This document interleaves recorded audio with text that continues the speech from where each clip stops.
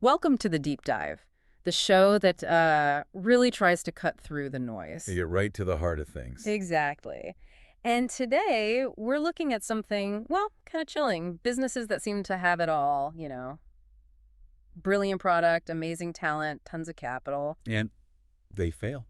It happens all the time. It really makes you think, what if the biggest, most expensive question isn't how do we get attention, but why should anyone actually care? That's a powerful question. Yeah. And for you listening, maybe you're a leader feeling that gap, that disconnect between your strategy, which you know is brilliant, and how the world sees it. Yeah, like something's getting lost in translation. Right. So our mission today is really to dig into those hidden liabilities, the things holding you back, and maybe give you a new way to think about strategy, a new arsenal, if you will. And we're diving deep into this really insightful manuscript. It's called The Cinematic Strategist: How to Win Trust and Authority, Command Attention, and Transform Your Brand's Narrative from a Cost into a Capital Asset. Quite a title. But it delivers. It diagnoses these modern business challenges and, crucially, offers a solution, an evidence-based one. So what's the core problem it identifies? It really boils down to two insidious forces. First, there's something called the clarity tax. Think of it as the hidden price your company pays every single day just for being misunderstood. A tax that's not on any spreadsheet. Exactly. It drains resources silently. And then there's the strategic void. This is that chasm, that gap, where brilliant ideas fall flat. Not because they're bad ideas. But because they're just not clear. Precisely. Unclear. Poorly translated. Lost in that void. Okay, let's make this concrete. The manuscript talks about a company, Momentum Corp, sort of an archetype, right? Yeah, a classic case. By all metrics, they should have crushed it. Revolutionary AI platform, top engineers poached from, the best places, a big Series B funding round. They had the works? Everything. Except, well, a future. Within 2 years of that funding. Gone. Wow. What happened? Was it one big disaster? No, that's the scary part. It was a slow, creeping paralysis. Sales cycles got longer and longer. Marketing was just burning cash, getting clicks maybe, but no real leads. And internally? Chaos. Teams fighting. The board got nervous. The CFO started asking hard questions. And then the talent. They started leaving. So the root cause? Fundamentally, they couldn't answer that question. Why should anyone care? Not clearly. Their message was all features, jargon. They thought having a great product was the story. And that's a trap, a huge one. And I bet that resonates with you listening if you're a CMO, feeling that constant drag, that ambiguity. Yeah, that drag. It's often a symptom of this strategic void. And it's not just about bad messaging. It's systemic. Okay, let's unpack that. The Yeah. systemic part. The manuscript talks about the creative services market itself being part of the problem, this bifurcated market. Exactly. It splits the market in two. On one side, you have, let's call them the builders. Like video production companies, digital agencies. Right. They deliver tangible things. Videos, websites, social posts. They talk about reliability, hitting deadlines, tactical stuff like views and clicks. Think of them like master carpenters. You give them a blueprint. They build you a nice table. Got it. Then, on the other side, you have the architects. These are your elite branding consultancies. Pentagram, Red Antler, those kinds of firms. They sell the big picture, brand strategy, vision. Yeah, abstract long-term frameworks. They talk to the C-suite. They're designing the soul of the company, essentially. Builders and architects. But where's the problem for, the client?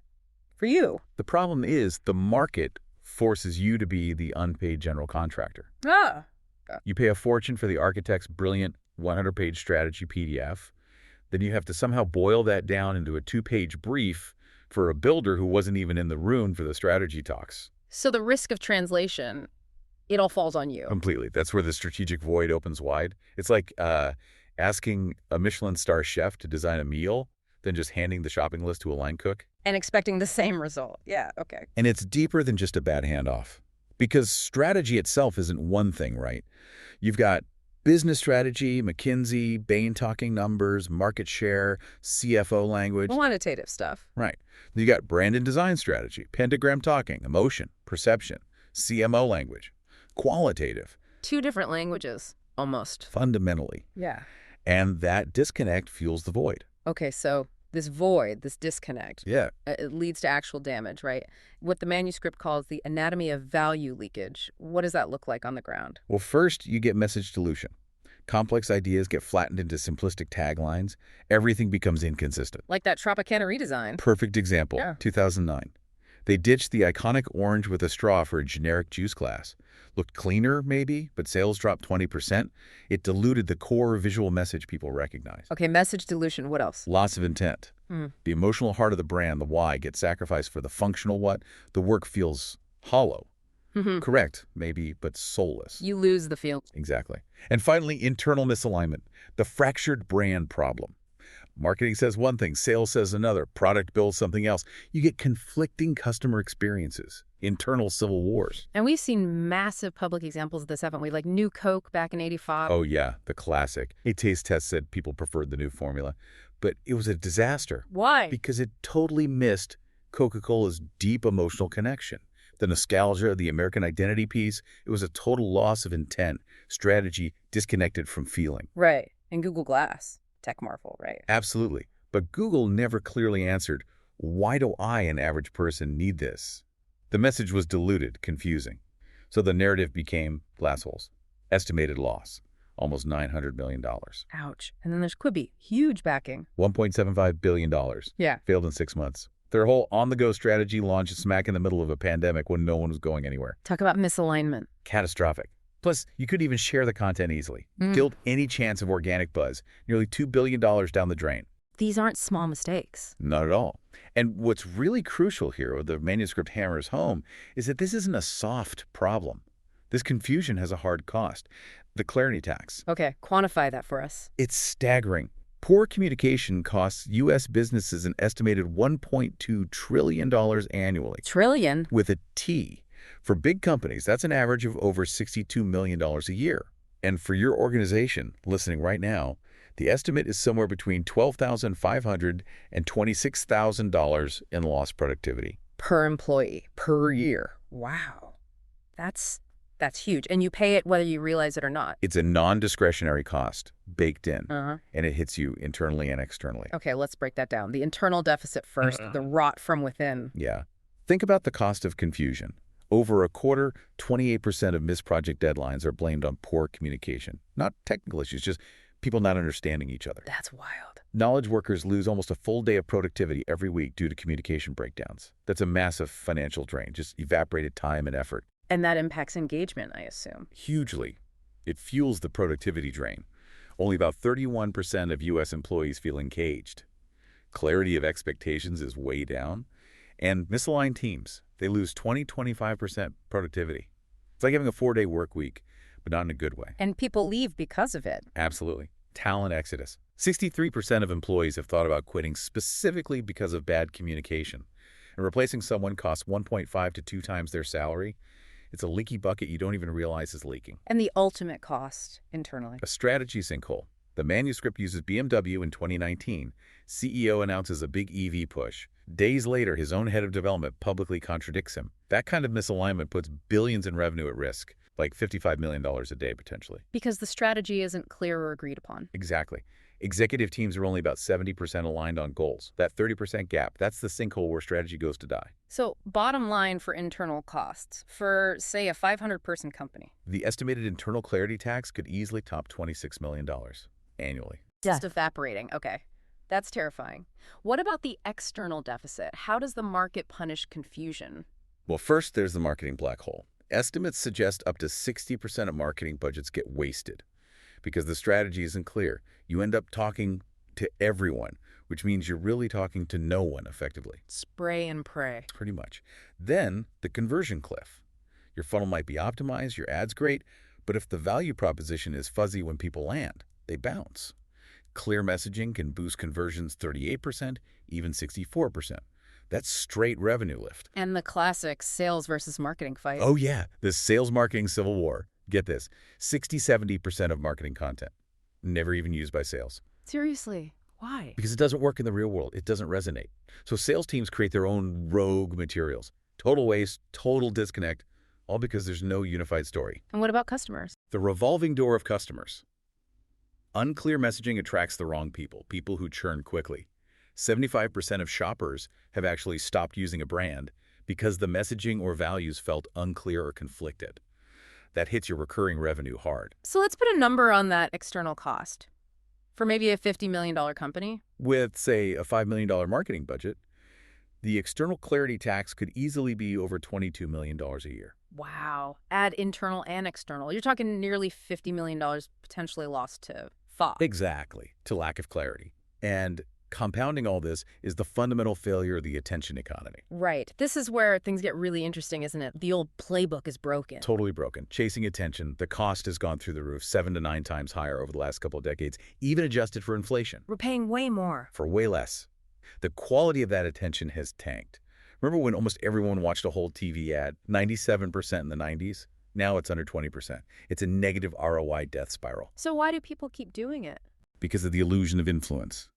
Vanity metrics, views, likes, followers.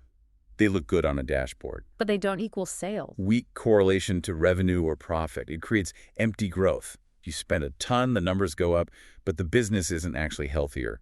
We need to focus on actionable metrics.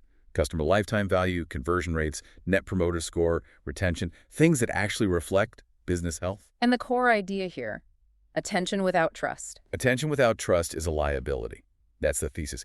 Every time you do something inauthentic just for clicks, you accrue reputation debt. It's off the books, but it's real. And that debt leads to a trust tax. Higher customer acquisition costs, lower conversion rates. People just don't believe you. And think about platform risk. Google's algorithms actively penalizing low-quality, untrustworthy content. Authenticity is becoming a survival strategy. We've seen the meltdowns from this reputation debt, right? Fire Festival. The ultimate example. All attention, zero trust.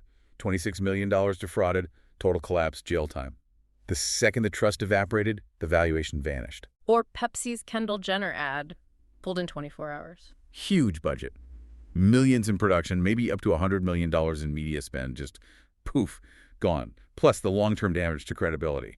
That's reputation debt being paid down slowly. But there's a counterexample, Patagonia. Exactly. The trust-first model, built on real conviction. Tiny ad spend, relatively speaking, like 0.5% of sales. Yet they do over $1.5 billion in revenue, high margins. Because people trust them. Deeply. The Don't Buy This Jacket campaign. It sounds crazy, but it was a costly signal of their authenticity. And sales went up 30%. That builds real brand equity, an asset that pays a trust dividend. Okay, so the old model is broken, trust is key, clarity is essential. How do we fix it? This brings us to the solution part, right? Yeah. The cinematic strategist. Yes. The cinematic strategist. The manuscript proposes this as a new kind of role, a hybrid. What does that mean, hybrid? Think pie-shaped, the symbol. Deep expertise in 2 distinct areas. On one side, the analytical rigor of a top-tier management consultant, understanding the business logic. Okay, the what? And on the other side, the narrative craft of a skilled film director, understanding how to translate that logic into emotion, into story. The why it matters. Exactly.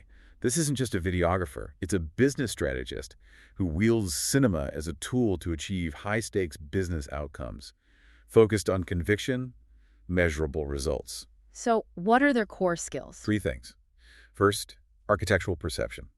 Seeing the invisible structure of the business, the underlying logic, like a consultant. Seeing the blueprints. Right. Second, aesthetic translation. The disciplined craft of turning that blueprint into something emotionally resonant using film language, light, sound, editing, not just making it pretty, making it feel right for the strategy. Then the bridge. Strategic distillation. This is crucial. Ruthlessly cutting through all the noise to find the single most powerful truth, the one core message that will actually move the needle. It's about elegant subtraction, saying no to good ideas to protect the great one. And the claim is their real medium isn't film, it's conviction. That's the radical idea. They use film, but the goal is to build conviction, especially for things like raising capital, aligning a board, winning a major deal. It leverages narrative economics, the idea that powerful stories drive economic decisions. So they promise something different than a typical agency. Totally different. Their KPIs aren't views or awards. They're investor confidence, C-suite alignment, successful funding rounds. They position that strategic narrative as a capital asset, something that improves core metrics like SAC and LTV. It's almost like non-dilutive funding, strengthening the business without giving up equity. Okay, that's a powerful frame. This leads to the core philosophy, the curator's principle, signal over noise. Exactly. It's a deliberate choice. Stop adding to the overwhelming cacophony of noise online. Instead, build a clear, resonant signal. a narrative that cuts through. Because we're drowning in content, right? The content shock. Absolutely. Content doubles insanely fast. 500 hours of video to YouTube every minute.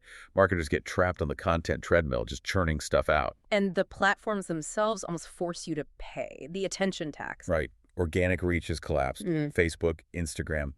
You're lucky to get single-digit reach without paying. So just creating content without budget for amplification, it's basically throwing money away. And relying on those vanity metrics hides the failure, the mirage of measurement. Yep. Looks busy, feels productive, but doesn't actually impact the bottom line. Likes don't pay the bills. We need those actionable metrics we talked about, LTV, conversion, NPS. So the cost of just adding noise, it dilutes your brand. It dilutes your brand equity. A true signal, a strong narrative, is built on strategic intent, knowing why you exist, and authenticity, your actions matching your words. And that creates resonance. Deep brand resonance. It works best when you position the customer as the hero of their own journey, and your brand as the wise guide helping them succeed.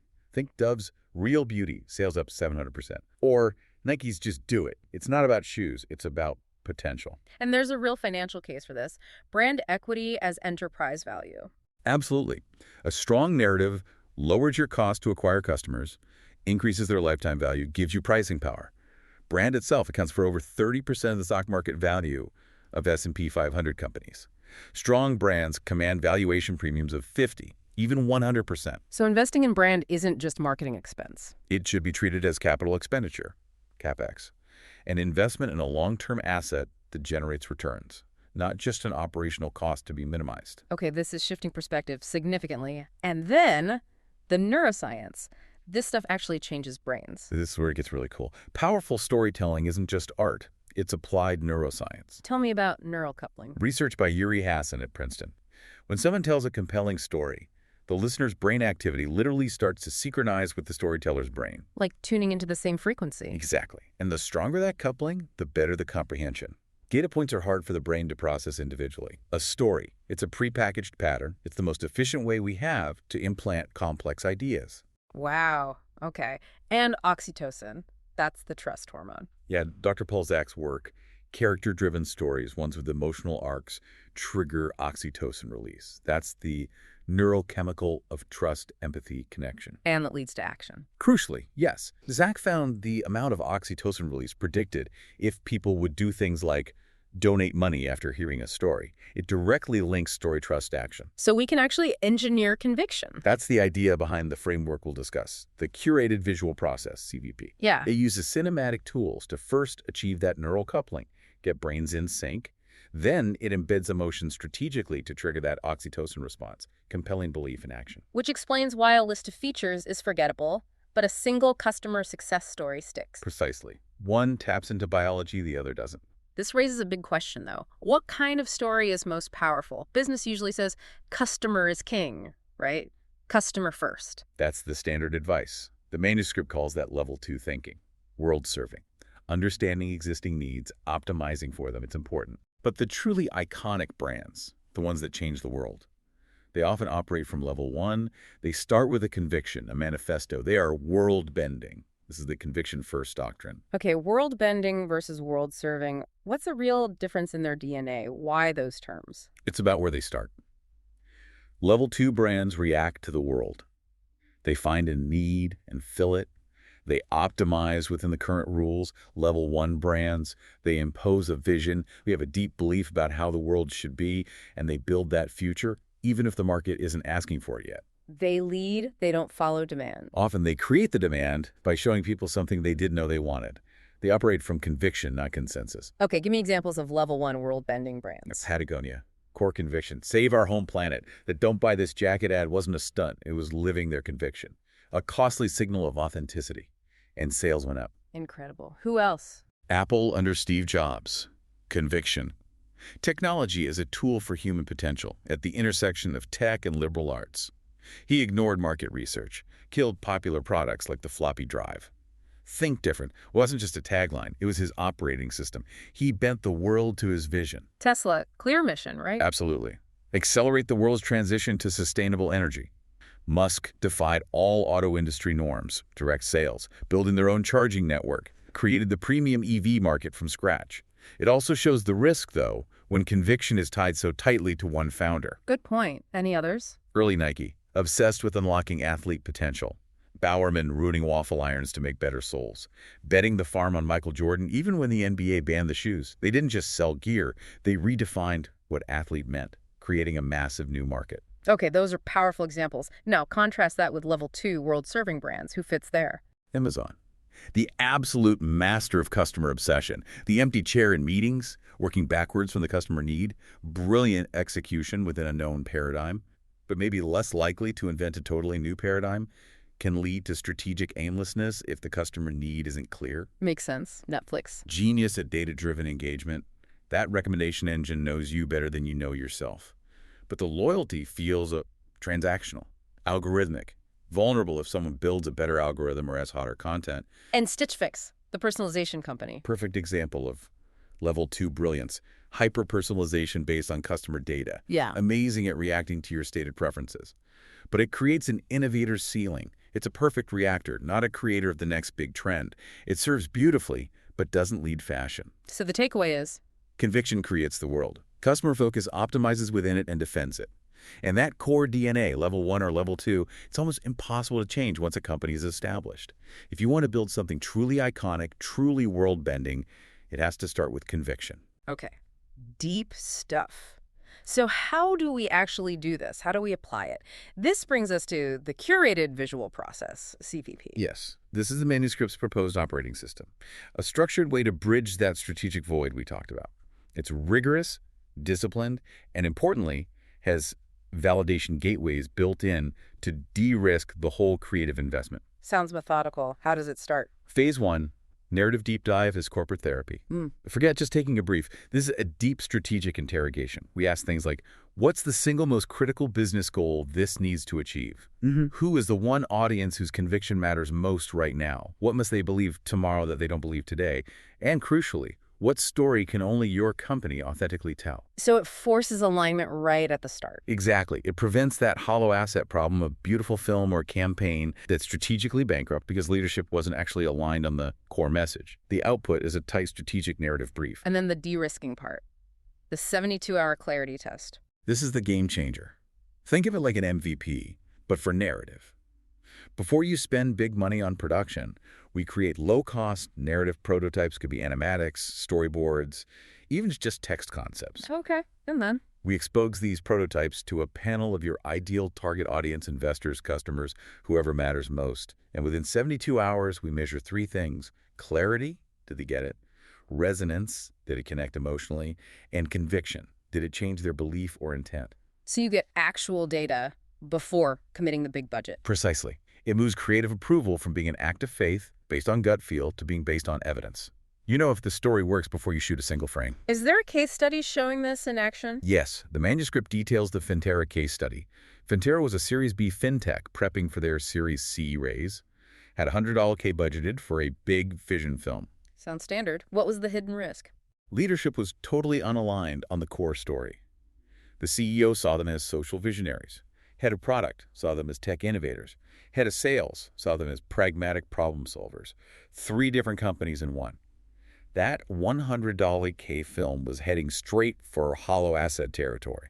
So the CVP caught this. The 72-hour clarity test came back with clear diagnoses, fractured internal narrative, and mismatch with investor priorities. The message wasn't landing with the people who held the purse strings. Wow. So what happened? Based on the report, the leadership made a tough but smart call. No go on the $100K film. They saved that money from being wasted. That takes guts. It does. The CEO then used that objective report to finally get his leadership team aligned around one unified story. 3 months later, they made a new film based on the now validated narrative. And that film directly contributed to a successful, oversubscribed Series C round. Went from near certain failure to clear success. That's compelling. It connects directly to ethics too, right? This whole process seems built on transparency. Absolutely. The manuscript emphasizes that wielding this kind of narrative influence demands strong ethics. The firm behind this actually has a strategist's oath. Like a Hippocratic oath for storytellers? Kind of. It commits them to mutual value, clear communication, verifiable truth, explicitly rejecting manipulation. It's another costly signal of their integrity. And they look at Cialdini's principles of influence. Yes, but they flip it. They show how scammers weaponize things like reciprocity, advanced fee fraud, or social proof, fake reviews. And how do they use them ethically? Well, the 72-hour clarity test is upfront value. That's ethical reciprocity. Phased engagements build commitment naturally. Verifiable case studies are ethical social proof. Earning expertise provides real authority. And being transparent about capacity uses scarcity honestly, not manipulatively. So the ethics aren't just tacked on, they're part of the strategy. It is the strategy. That radical transparency respects your intelligence as a potential client. It builds trust faster and deeper than any slick pitch could. Okay, so we have the defensive strategy de-risking with CVP and ethics. What about offense, the magnetic messaging protocol? This is the playbook for proactively shaping perception, especially in high-stakes C-suite environments. It starts by understanding the core anxieties leaders face today. The unifying crises of modern leadership. Yeah, the crisis of accountability, fear of being judged, getting fired, the crisis of control, feeling overwhelmed by external forces, disruption, and the crisis of trust, fear of losing credibility, relevance. Cinematic clarity, the manuscript argues, is the antidote to these fears. Okay, let's make it specific. For you listening, if you're a Series B sauce CMO, what's your core anxiety? Often, it's a crisis of credibility. Fear of being seen as strategically irrelevant, the soft marketing person. You're pressured for capital-efficient growth, but you speak MQLs while the CFO speaks EBITDA. There's AI pressure, differentiation challenges. The psychological block is credibility anxiety. Budget meetings feel like interrogations. Exactly, so the unlocking principle. Translate brand into a hard business case. Reframe it. Magnetic messages for that CMO? Things like, stop selling marketing, start selling conviction, or your brand is not an expense, it's a balance sheet asset, and clarity is the shortest path to ROI. These aren't just slogans, they change the entire conversation. Got it. What about a diplomatic head of communications, maybe government or a big global org? Their core anxiety is often a crisis of authority. Fear of narrative collapse in this age of disinformation, authority erosion. They feel powerless as traditional sources of truth crumble. So they become reactive, risk-averse. Right. The unlocking principle.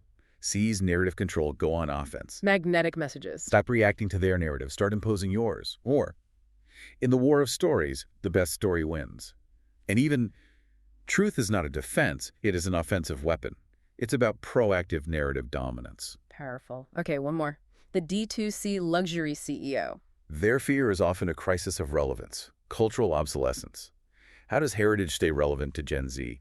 How do you maintain luxury margins with D2C pressures? The psychological block is heritage paralysis. Scared to innovate for fear of dilution. Precisely. Stuck. Yeah. The unlocking principle. Monetize meaning, not just mystique. Use innovation to amplify what the heritage actually means. Magnetic messages for them. Heritage is your data. Innovation is your algorithm. Or stop selling exclusivity, start selling belonging, and your story is more valuable than your logo. It reframes heritage as fuel for the future, not an anchor to the past. And these messages, they're tools. Absolutely. Use them as LinkedIn hooks, article titles, diagnostic questions, and sales calls. They show deep understanding and immediately reframe the client's problem in a way that positions clarity as the solution. Okay, let's see this in action. Case studies where this kind of strategic clarity worked. The manuscript revisits Apple's 1984 ad. We talked about the conviction, but strategically. It defined a whole category, positioned Apple as a rebellion against conformity. A $1.7 million investment generated $155 million in sales. That's like a 90x return, driven by Jobs' Level 1 conviction. And Dollar Shave Club. Viral video, but was it just luck? Not luck. Strategic clarity. The video perfectly articulated a simple, relatable pain point and offered a brutally efficient solution and business model. Cost $4,500. Got 12,000 subscribers in 2 days. Sold for $1 billion. That's clarity driving valuation. The manuscript mentions your firm's work, too, with the Embassy of Italy. Yes, that was about shifting perception beyond the cliches of pasta and fashion, using the CVP to tell a modern story of Italian innovation, technology, design thinking, building soft power as a tangible national asset. And for a company maybe like the listeners, a sauce firm. We worked with a high-growth sauce company, called them InnovateTech 2.0. Yeah. Used the full CVP, the Deep Lab Force leadership alignment. The 72-hour test validated the narrative. The resulting cinematic core film wasn't just marketing fluff. It had a job to do. It was an operational tool. The results: a 33% reduction in their sales cycle time, a 50% increase in sales qualified leads. And they nailed their Series C round. Oversubscribed. The clarity paid off directly. And Patagonia again, with Warren Wear. That's a perfect public example of the conviction-first doctrine in action. Making films, encouraging people to repair their old gear instead of buying new. That's a huge, costly signal. It builds untouchable brand equity and loyalty. They live their convictions. So the big synthesis here, creating this cinematic core asset, it's not just for external marketing. Not at all. Maybe the biggest benefit is internal. The process itself, especially that deep dive phase, forces leadership onto the same page. It kills the fractured brand problem. It ends the internal civil wars. Getting the story right internally is often the first most critical step. Okay, let's bring it home. The final reckoning. Momentum Core's failure wasn't an anomaly. That clarity tax, that strategic void, they are real, constant threats to your business right now. Chasing attention without building trust just digs the hole deeper, racking up that reputation debt. But the good news is, you, listening, you now have a new arsenal. You understand the potential of being a cinematic strategist. You have the conviction-first doctrine. You know the science of narrative as a biological event. You have the de-risking tool of the curated visual process, CVP, and the offensive playbook of the magnetic messaging protocol. It's a closed-loop system. It takes something that was a hidden financial liability confusion and turns it into a measurable capital asset clarity and conviction. So what's your new mandate? Your most important job now. Become Chief Clarity Officer for your organization. What does that mean, day to day? It means you are the steward of the core narrative, ensuring everyone sings for the same hymn sheet. You're the master translator, bridging that gap between strategy and execution. You're the aligner-in-chief, ending those internal turf wars. And you're the strategic asset manager, actively building brand equity as capital. It transforms the role from managing a cost center to building capital value for the entire enterprise. But accepting that mandate, it takes courage, right? Absolutely. It means challenging assumptions, forcing uncomfortable, clarifying conversations, refusing to fund tactics that just add noise. It demands conviction from you. But the upside? It's potentially the single greatest opportunity in your career to move beyond tactics, beyond departmental silos, and become the most indispensable strategic voice in the room, the one who architects clarity. Your new mandate awaits.